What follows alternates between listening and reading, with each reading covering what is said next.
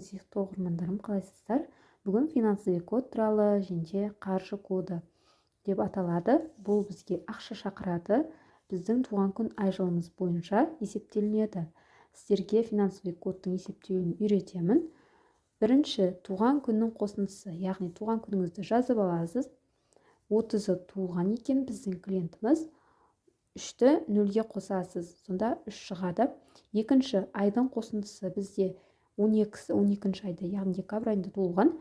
1-ге 2-ні қосамыз, осылайша бізде 3 шығады. Үшіншіде жылдардың барлық жеке-жеке қосып шыққанда бізде 27 шықты. Бұны бір таңбалы санға келтіреміз. 2 қосу 7 дейміз. Сол кезде бізде 9 шығады. Енді төртіншісінде туған күннің, айдың және де жылдың қосындысы шыққан сандарын жазып шығамыз. 3, 3, 9. Бұл жерде 15 шықты.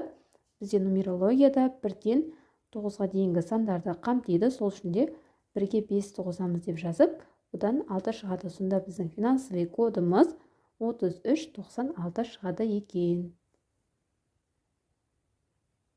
Енді біз өзіміздің финансовый кодымызды қалай қолдану керек, сол жайлы сөз қозғайық.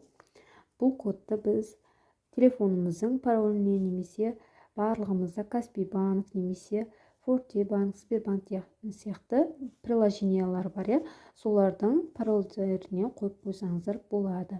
Және де $1 немесе 500 теңгеге жазып қойсаңыздар, сіздерге ақша шақыратын код болып есептелінеді.